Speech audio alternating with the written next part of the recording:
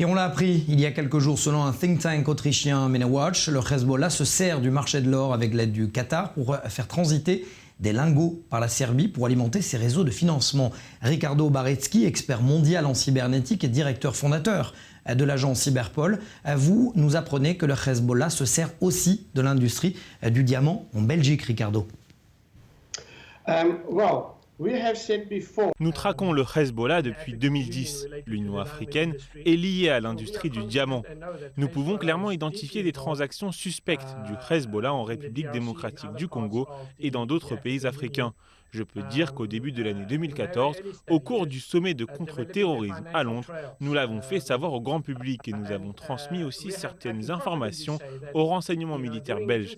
Donc ils savent parfaitement que le Hezbollah est largement impliqué dans l'industrie du diamant.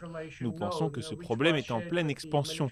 Il est surtout négligé depuis plus de 5 ans.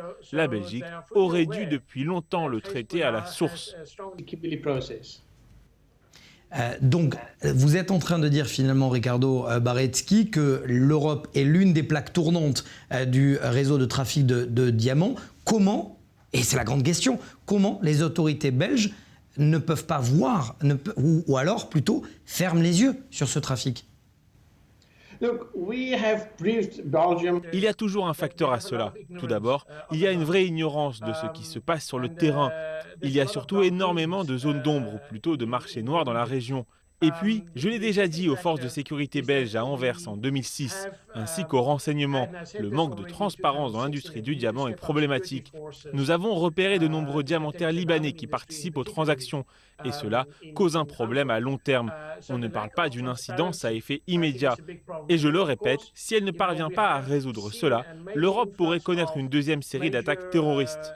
C'est aussi dans ce contexte, Ricardo Barecki, que 3 hackers iraniens travaillant pour les services secrets iraniens ont été condamnés par les États-Unis, sanctionnés plus exactement. Est-ce que cela veut dire que c'est aussi ce manque de transparence qui est sanctionné par les États-Unis?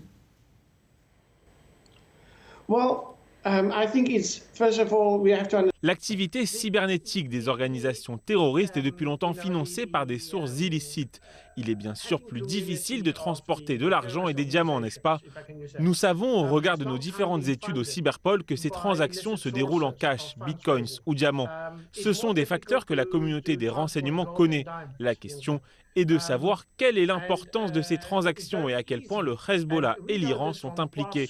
Quelles menaces ces transactions font-elles peser sur Israël, mais également sur l'Union européenne? Il est clair, selon nous, que nos amis à Bruxelles ferment les yeux sur la gravité de ces crimes et sapent l'application du processus de Kimberley qui réunit les États, l'industrie du diamant et la société civile depuis mai 2000, décidé par les Nations Unies et en particulier la Belgique. Dernière question, Ricardo Barecki, et puisque je le disais, vous êtes expert mondial en cybernétique. Comment contrer efficacement le réseau de financement et les réseaux de financement de l'Iran et du Hezbollah lorsque ces derniers utilisent des monnaies fictives, virtuelles, comme les bitcoins? Nous avons proposé plusieurs points. En 2013, Cyberpol a demandé à bloquer toutes les opérations financières de transactions illégales. Mais nous avons, comme vous le savez, une très ferme opposition de certains acteurs en Europe et en Belgique dans la mesure où des dizaines de milliards transitent via cette industrie du diamant vers des réseaux européens.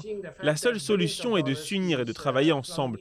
Ces États doivent comprendre l'importance de travailler en collaboration avec notre agence. La Belgique le doit aussi. C'est quand même la Belgique qui est à la base de la création de Cyberpol. Nous devons imposer beaucoup plus de transparence dans les monnaies binaires et contrôler leur influence dans l'industrie du diamant qui soutient au final les activités du Hezbollah. Merci beaucoup Ricardo Barecki. Je vous rappelle que vous êtes donc directeur fondateur de Cyberpol et vous en parlerez d'ailleurs dans le premier salon virtuel, le premier au monde salon virtuel de lutte contre le cyberterrorisme et la cybercriminalité le 15 octobre prochain. Nous aurons le temps d'en reparler. Merci à vous Ricardo Barecki.